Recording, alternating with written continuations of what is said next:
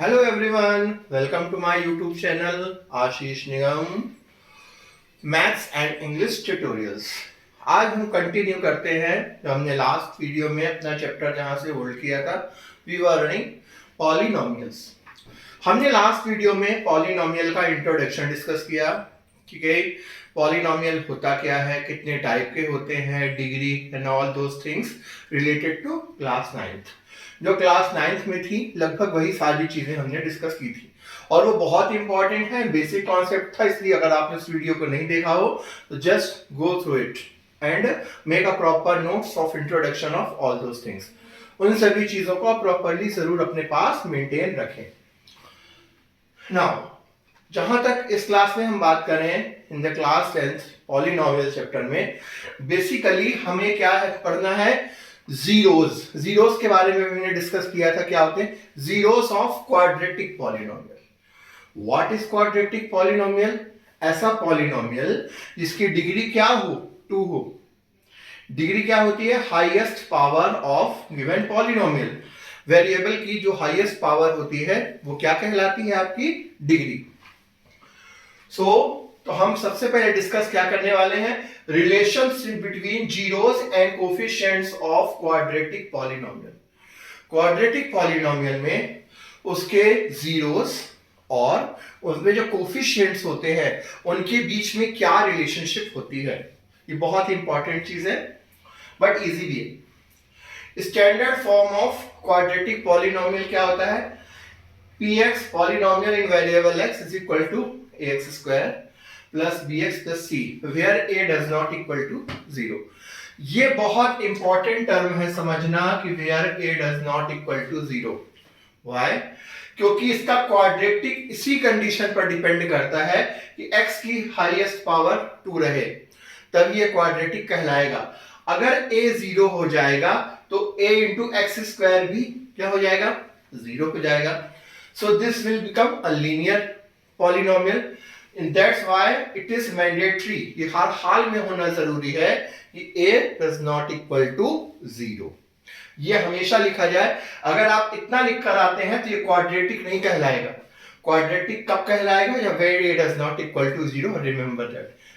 ठीक है, सो अगर इसके जीरोस हमें फाइंड करने हो, हमने कल डिस्कस किया था कि px को पॉलिनोमियल को इज इक्वल टू 0 कर देते, तो 0 कर दिया तो ax square plus bx plus c is equal to 0 हो गया। अब इसको जब हम सॉल्व करेंगे, जैसा कि हमने लास्ट वीडियो में लास्ट क्लास में डिस्कस किया था, अगर लीनियर पॉलिनोमियल हो तो उसका सिंगल 0 होगा, क्वाड्रेटिक पॉलिनोमियल के 2 जीरोस होंगे, क्यूबिक के 3, रेटिक के 4, like this.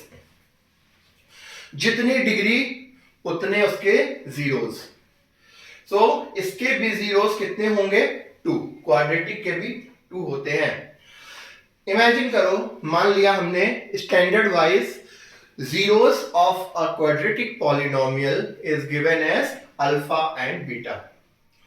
In this case, we will find 2 zeros. So, if the zeros of the above standard quadratic polynomial be, अगर इस standard quadratic polynomial का के zeros अगर अल्फा एंड बीटा हो, so two relationship इनके coefficients से होती है। पहला sum of zeros, मतलब दोनों zeros का sum। अल्फा बीटा को 0 माना है, so alpha plus beta is equal to minus b upon a, and multiplication of zeros alpha into beta is equal to c upon a। अब तुम कहो sir ये b c ये क्या है? सबसे कंपेयर करके देखिए, a क्या है? कंपेयर करिए, a is the multiple of square. जो भी वेरिएबल का स्क्वायर है उसका जो मल्टीपल है वो क्या कहलाता है? a। x यानी कि सिंगल वेरिएबल का मल्टीपल जो है वो क्या कहलाएगा? b। और c क्या है? कांस्टेंट टर्म, जिसमें कह सकते हैं हम cx टू द पावर 0, मतलब जिसके मल्टीप्लिकेशन में 1 होगा वो क्या कहलाएगा? वो हमारा कहलाएगा क्या? Constant term. तो c stand for constant term. मतलब सपोज अगर हम एक एग्जांपल लिखें 2x square plus 3x plus 5 is equal to 0, so a की जगह होगा 2 बी की जगह होगा 5 और सी की जगह होगा 6, लाइक दैट। इसको रिप्लेस, रिमेंबर ये हमेशा ए बी सी साइन के साथ लिए जाते हैं। सपोज अगर यहाँ पर -3x² होता, a इज इक्वल टू -3 होता, b की जगह अगर -2x होता तो -2 लेते। इन दिस वे, सो ये रिलेशनशिप होता है sum of the zeros is equal to alpha plus beta is equal to -b upon a, and multiplication of zeros होता है क्या, alpha into beta is equal to c upon a। Okay, getting my point? So ये आपको बहुत अच्छे से याद रखने की जरूरत है। ये चैप्टर काफी छोटा है रिलेटिवली। इसमें बेसिकली 2 एक्सरसाइजेस हैं। एक 2.1 में, उसमें ग्राफिकल जीरोस ग्राफ दे दिया गया, उससे जीरोस कैसे आइडेंटिफाई करना है वो दिया गया है। और सेकंड में हमें अगर अल्फा प्लस बीटा यानी कि सम ऑफ जीरोस दिया है और सम मल्टीप्लिकेशन ऑफ जीरोस दे दिया है, तो उससे आपको इक्वेशन बनाने को आ जाएगा। या इक्वेशन दिया है तो उसको वेरीफाई करने के लिए 2 प्रकार के क्वेश्चंस बनते हैं इसमें।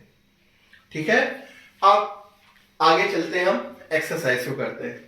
2.1 एक्सरसाइज 2.1 आज ही बोर्ड एग्जाम का क्वेश्चन था। उसमें if I am not mistaken इनमें से एक ग्राफ इसी टाइप का आया था करने के लिए, सेम इन 1 मार्क्स। इसीलिए इसको तो मैं ऑलरेडी करा देता, लेकिन मैं चाहता था कि इट शुड बी डिस्कस्ड, क्योंकि ये आते हैं, इग्नोर करने की जरूरत नहीं है।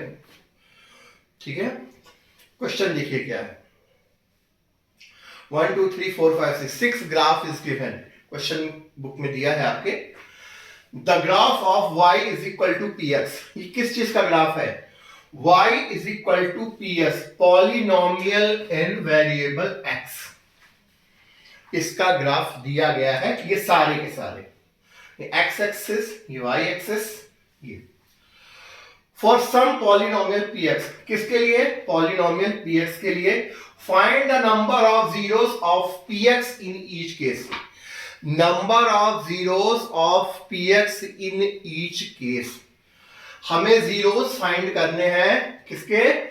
हर केस के लिए पॉलिनोमियल ऑफ x के। इसको एक सिंपल सा फंडा आप लोग याद कर लीजिए। y is equal to px दिया है और हमें क्या पूछ रहा है? Zeros of px in each case. जब भी x और y एक्सिस तो हैं, y is equal to px के लिए है और px की वैल्यू पूछ रहा है, तो ग्राफ में हमें x y एक्सिस तो दिया हुआ है। इसके अलावा जो भी कर्व है वहां पर हमें सिर्फ एक चीज को मॉनिटर करना है, जो एक चीज देखनी है कि क्या कर्व जो बनी हुई है ग्राफ में वो x एक्सिस को कितने पॉइंट्स पर कट करती है। ध्यान रखिएगा, y is equal to px दिया है और px के लिए हमें जीरोस फाइंड करने हैं। कितने होंगे? तो वो कैसे फाइंड करेंगे? वैसे फाइंड करेंगे कि कर्व देखो वो x एक्सिस को किस पॉइंट का कितने पॉइंट पर क्रॉस करती है। फर्स्ट पॉइंट में देखिए लाइन क्या है? पैरेलल है, x एक्सिस के पैरेलल है। तो ये लाइन कितनी भी हम खींचते चले जाएं इनफाइनाइट तक, दे विल नॉट कट। सो इसका जीरो कितना होगा? इसके जीरोस होंगे 0, इसमें कोई जीरो नहीं होगा। क्यों? नॉट जीरो अवेलेबल, क्योंकि कट ही नहीं कर रहा कहीं पर किसको। सो नन, इसमें क्या होगा? नन, नन और 0 इस केस में। नाउ इन द सेकेंड में देखिए आप, ये कर्व है, एक्स एक्सिस को कितने पॉइंट पर कट कर रही है? 1 पॉइंट पर। तो इसका जीरो क्या होगा? 0 इज इक्वल टू 1। इसमें इसका केवल एक ही जीरो होगा। तीसरे वाले में देखो, हाँ कट करे या टच करे, दोनों बात है। कट भी करे, क्रॉस करके चली जाए, या टच करके चली जाए, तो भी ये ध्यान रखना है। अब यहां पर देखिए क्या कौन कौन से पॉइंट है थर्ड में। एक तो ये हो गया, ये हो गया और ये हो गया। रिमेंबर हमें केवल एक्स एक्सिस पे फोकस करना है, वाई से मतलब नहीं यहां पर। तो 1 2 एंड 3 कितने पॉइंट्स हो गए? 3। तो इसका जीरो क्या होगा? इसके 3 जीरोस होंगे। Now moving to this one, X axis को ये और ये 2 पॉइंट्स पर कट कर रहा है, तो इसके जीरोस कितने होंगे? इसके 2 zeros. See this one. How many points you are finding? I think आपको समझ में आ गया होगा. 1, 2, 3 and 4. तो इसका जीरो कितना होगा? इसके जीरोस कितने होंगे? इसके 4 zeros. Now moving to the last one. याद रखना, टच भी कर रहा है तो भी, तो एक तो ये हो गया, दूसरा ये पॉइंट भी टच कर रहा है तो ये कहलाएगा, और ये भी टच कर रहा है तो ये भी कहलाएगा. तो 1, 2, 3, तो इसके जीरोस कितने होंगे? 3. सो कैसे आइडेंटिफाई किया हमने? क्वेश्चन के हिसाब से y is equal to px दिया था, सो px के जीरोस के हिसाब से हमें इसके जीरोस फाइंड करने, x एक्सिस के अकॉर्डिंग निकालेंगे. अब घुमाने के लिए मैं इस क्वेश्चन से कुछ बियॉन्ड बताना चाहूंगा. अगर इसी क्वेश्चन को घुमा कर रख दिया जाता और यहां पर x is equal to P Y कर दिया जाता, सपोज करिए x is equal to P Y कर दिया जाता और कहता कि फाइंड करो, यहां पर कह देता zeros of P Y in each case, polynomial of px. अब जहां जहां x है उसकी जगह y कर देते, y की जगह x कर देते, तब क्या होता? कुछ नहीं होता.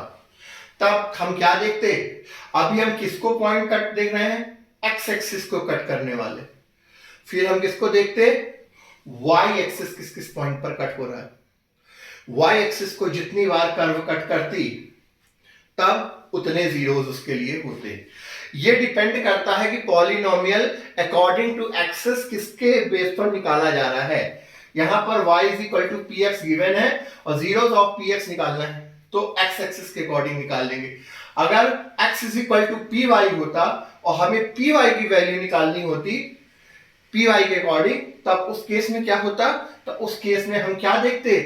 y एक्सिस को कितनी बार कट कर रही है कर्व, और जितनी बार y एक्सिस को कट करती वही पॉइंट्स क्या कहलाते? Those points should have been considered as the zeros of that given polynomial. Are you getting my point? हमें यह देखना जरूरी है कि किस एक्सिस के अकॉर्डिंग और किस पॉलिनोमियल के वेरिएबल को पूछा जा रहा है. अगर y is equal to px के लिए px के टर्म में है तो x एक्सिस को जितने पॉइंट पर कट करेगा वो आपका हो जाएगा उतने जीरोस. अगर y के अकॉर्डिंग है तो y को जितनी बार कट करेगा तो y के अकॉर्डिंग हो जाएगा. ठीक है, आया बात समझ में? I hope you understand. ठीक है, so please note it down, take a screenshot of this, then we will further continue.